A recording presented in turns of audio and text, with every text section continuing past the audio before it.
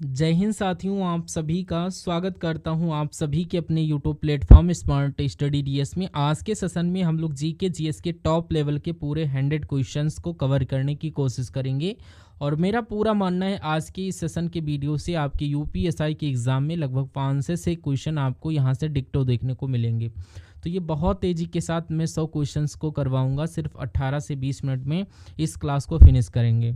तो देख लीजिए साथियों इन इम्पॉर्टेंट क्वेश्चन को। और पहला क्वेश्चन आपकी स्क्रीन पर कह रहा है, नए राज्यों का प्रवेश या नए राज्यों की स्थापना ये किस अनुच्छेद से संबंधित है? तो ये अनुच्छेद 3 से संबंधित है, ये बात आप सभी को लर्न करके रखना है। उसके बाद कह रहा है, नए राज्यों का निर्माण और वर्तमान राज्यों के क्षेत्रों और सीमाओं या नामों में परिवर्तन ये किस अनुच्छेद से संबंधित है? तो इस बात का भी जिक्र अनुच्छेद 3 में किया गया है, ये बात आपको ध्यान रखना है। आंसर आपका यहाँ पर ध्यान रखना है। इंपॉर्टेंट क्वेश्चन हो जाता है। अभी मैंने बताया कि फूलों को व्यवस्थित रूप से लगाने की ये एक व्यवस्थित कला है जिसको नाम मतलब कि इकवानक बोलते हैं। कह रहा कलमकारी लोक कला शैली का संबंध किस राज्य से है? तो अगर बात करें कहाँ से, तो आंध्र प्रदेश से है। तो right answer option number D आप सभी का जाएगा। नेक्स्ट नंबर का क्वेश्चन कह रहा फुलकारी लोक कला कहाँ प्रचलित है? तो फुलकारी लोक कला की जब बात की जाए तो ये कहाँ पर है? तो ये हरियाणा में प्रचलित है। हरियाणा आपके सवाल का राइट आंसर हो जाएगा। गरबा लोक नृत्य कला शैली कहाँ प्रचलित है? तो गरबा लोक नृत्य कला शैली अगर पूछा जाए तो ये कहाँ प्रचलित है? तो क्या गुजरात में प्रचलित है? मैं कहूँगा right answer option number B के साथ ही जाएगा। अगला कह रहा है, हिंदुस्तान संगीत का सबसे पुराना घराना कौन सा है? तो ये आपका यहाँ पर ग्वालियर घराना है। क्या है? ग्वालियर घराना है, जो कि संगीत का हिंदुस्तानी संगीत का सबसे पुराना घराना है। और हिंदुस्तानी संगीत का घराना इनमें से कौन सा नहीं है? तो हिंदुस्तानी संगीत का इनमें से कौन सा घराना नहीं है? तो लखनऊ घराना है। और उसके बाद यहाँ पर बात की जाए, यहाँ पर ग्रोसरी यानी कि किराना घराना भी है, और ग्वालियर घराना यहाँ पर नहीं है। जब नहीं है तो यही आपका राइट आंसर हो जाएगा। अगला क्वेश्चन देखिए, कह रहा है यहाँ पर ध्रुपद गायकी के लिए प्रसिद्ध घराना है। तो यहाँ पर ध्रुपद गायकी के लिए प्रसिद्ध घराना यहाँ पर कौन सा? आपको याद रखना ग्वालियर घराना है। ग्वालियर घराना आपके क्वेश्चन का राइट आंसर हो जाएगा। अब कह रहा बड़े गुलाम अली किस घराने से संबंधित है? तो बड़े गुलाम अली किस घराने से है? तो इनका संबंध यहाँ पर पटियाला घराने से है। पटियाला घराना आपका राइट आंसर हो जाएगा। कह रहा सुप्रसिद्ध ठुमरी गायिका गिरजा देवी का संबंध किससे है? तो आपको बताना है। तो इनका संबंध यहाँ पर बनारस घराने से है। बनारस घराना आप सभी को याद रखना है। राइट आंसर ऑप्शन नंबर ए के साथ जाएगा। पंडित भीमसेन जोशी की बात की जाए तो ये कौन है? तो ये एक तो यहाँ पर गायक है। कौन है? ये एक संगीतकार है, यानी कि Hindustani singer. Right answer option number C के साथ जाना चाहिए। कह रहा है यहाँ पर गायक की ध्रुपद शैली का आरंभ किसने किया था? आपसे पूछा जा रहा है। तो गायक की ध्रुपद शैली का आरंभ मैं कहूँगा स्वामी हरिदास के द्वारा किया गया था। स्वामी हरिदास आपके क्वेश्चन का राइट आंसर हो जाएगा, यानी कि यहाँ पर ये गलत टाइप हुआ, आप सब देख लीजिएगा। वर्तमान समय में हिंदुस्तानी संगीत की सर्वाधिक लोकप्रिय गायन शैली है। तो यहाँ पर आपके ख्याल जो है बिल्कुल राइट आंसर हो जाएगा। अगला देखिए, यहाँ पर कह रहा है किस घराने को ख्याल गायकी का जन्मदाता माना जाता है? तो यहाँ पर जब ग्वालियर घराने की बात की जाए तो ग्वालियर घराने को यहाँ पर ख्याल गायकी का जन्मदाता माना जाता है। अगला क्वेश्चन देखिए, यहाँ पर सबसे प्राचीन वाद्य यंत्र यहाँ पर कौन सा है? अगर आपसे पूछ लिया जाए तो सबसे प्राचीन वाद्य यंत्र ये आपका सितार तबला नहीं बल्कि आपका वीणा है। वीणा आपका राइट आंसर हो जाएगा। उसके बाद कह रहा है निम्नलिखित में से कौन अन्य समूह से मेल नहीं खाता? तो कौन अन्य मेल समूह से मेल नहीं खाता, ये आपसे पूछा जा रहा है।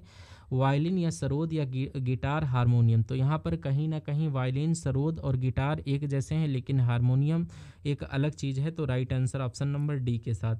निम्नलिखित में से कौन सा वाद्य यंत्र बिना तार का है? तो यहाँ पर बात चल रही कौन सा वाद्य यंत्र बिना तार का है?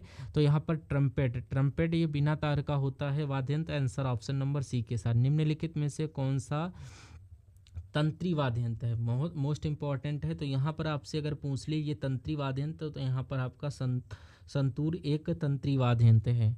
अगला देखिए, यहाँ पर मृदंगम होता है। तो मृदंगम क्या होता है? आपको पता है, मालूम होना चाहिए कि आपकी परीक्षा में पूछा जा सकता है कि 2 मुंह वाले ढोल को कहते हैं मृदंगम। क्या कहते हैं? मृदंगम। अगला क्वेश्चन देखिए, यहाँ पर संगीत यंत्र सितार का आविष्कार किसने किया था? तो यहाँ पर अमीर खुसरो ने किया था। राइट आंसर ऑप्शन नंबर ए के साथ जाना चाहिए। संगीत सितार का यानी कि आविष्कार अमीर खुसरो के द्वारा ही किया गया था। निम्नलिखित में से कौन सा मुगल शासक वीणा वादन के लिए प्रसिद्ध है? तो यहाँ पर बात चल रही है औरंगजेब। औरंगजेब ये आपके क्वेश्चन का राइट आंसर हो जाएगा। आप सभी लोग सब देख लीजिएगा। अगला क्वेश्चन कह रहा है मुगल सम्राट अकबर किस वाद्य यंत्र को बहुत कुशलता से बजाता था। तो यहाँ पर बात चल रही सितार की। सितार आपकी जो सितार अकबर जो है ये सितार को बहुत ही जो है कुशलता से बजाते थे। अगला देखिए यहाँ पर उस्ताद बिस्मिल्लाह खान किस वाद्य यंत्र से संबंधित थे। तो आपसे पूछ लिया जाए कि उस्ताद बिस्मिल्लाह खान ये किस वाद्य यंत्र से संबंधित थे, तो आपसे अगर ये पूछ लिया जाए तो उस्ताद बिस्मिल्लाह खान की अगर बात करें तो ये तो शहनाई वादक थे। क्या और शहनाई ये कहाँ पर लिखा हुआ, ऑप्शन नंबर सी में लिखा हुआ है। अगला देखिए यहाँ पर नेक्स्ट नंबर का क्वेश्चन कह रहा है चित्रकला की मुगल शैली का प्रारंभ किया गया था। तो चित्रकला की यहाँ पर अगर पूछ ले तो इम्पॉर्टेंट क्वेश्चन आपकी एग्जाम के पॉइंट ऑफ व्यू से, तो यहाँ पर आप सभी को मालूम होना चाहिए ये उस्ताद मंसूर यानी कि ये जहांगीर के शासनकाल के यानी कि प्रसिद्ध चित्रकार थे। Right answer option number C के साथ। कह रहा है मुगल कालीन शासकों में किस शासक का, यहाँ पर ये राइट आंसर ऑप्शन नंबर जो है बी के साथ जाना चाहिए। कह रहा है मुगल कालीन शासकों में किस शासक का काल को चित्रकाली का स्वर्ण काल कहा जाता है।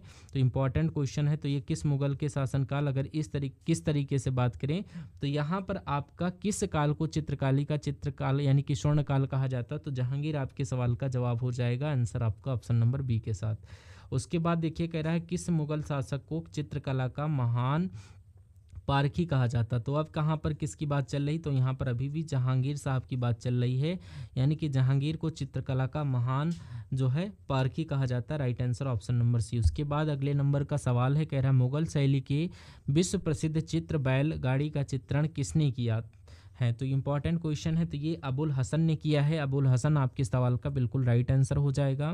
कह रहा मुगल चित्रकला शैली की विशेषता है। तो मुगल चित्रकला शैली की विशेषता की अगर बात की जाए तो क्या है, तो ये युद्ध दृश्य बिल्कुल यहाँ पर पशु पक्षी एवं प्राकृतिक दृश्य बिल्कुल दरबारी चित्रण यानी कि ये मुगल चित्रकला शैली में सारी चीज़ें होती थी, यानी कि आंसर ऑप्शन नंबर डी होगा उपयुक्त सभी के साथ। जैन धर्म के प्रमुख प्रवर्तक कौन माने जाते हैं। तो जैन धर्म के प्रमुख प्रवर्तक अगर आपसे पूछ लिया जाए तो आप सभी लोग Mahavir Swami, right answer option number B के साथ जाना चाहिए। कह रहा है यहाँ पर आपकी स्क्रीन पर अगर आपसे पूछे कि यहाँ पर सिख धर्म के प्रवर्तक किसे कहा जाता है, तो यहाँ पर आप सभी का राइट आंसर किस ऑप्शन के साथ जाना चाहिए। तो यहाँ पर गुरु नानक देव आपकी ऑप्शन ए में दिया गया है, जो कि आपका राइट आंसर हो जाता है। उसके बाद यहाँ पर अगर पूछ लिया जाए पारसी धर्म के संस्थापक कौन है, तो आप लोगों को याद होना चाहिए कि यहाँ पर जोरोस्टर हैं, जो कि पारसी धर्म के जो है संस्थापक हैं। अगला देखिए कह रहा है अगले नंबर का क्वेश्चन आपसे पूछा जा रहा है कि यहाँ पर कन्फ्यूशियस धर्म के संस्थापक थे। तो अगर आप लोग इनका नाम जानते हैं तो यहाँ पर कुंग फू सू इनका नाम है और ये यहाँ पर कन्फ्यूशियस धर्म के संस्थापक थे। उसके बाद कह रहा है जैन धर्म के प्रथम तीर्थकर कौन थे। तो जैन धर्म के प्रथम तीर्थकर अगर आपसे पूछ ले तो ये आपके Rishabh Dev, right answer option number A में है।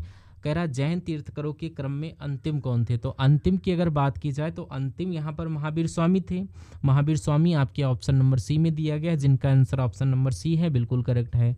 अगला देखिए कह रहा है भारत के किस राज्य में सर्वाधिक जनजातियां निवास करती हैं। तो वहाँ पर पता है मध्य प्रदेश की अगर बात करें तो मध्य प्रदेश में सर्वाधिक जनजातियां पाई जाती हैं। उसके बाद देखिए कह रहा है सबसे बड़ी जनजाति यानी भारत की सबसे बड़ी जनजाति अगर आपसे पूछे तो यहाँ पर जो भील जनजाति है ये भारत की सबसे बड़ी जनजाति है, ठीक है। उसके बाद देखिए कह रहा है गारो, खासी और जयंतिया ये किस राज्य में स्थित है। अगर ये बात की जाए तो ये मेघालय में स्थित है।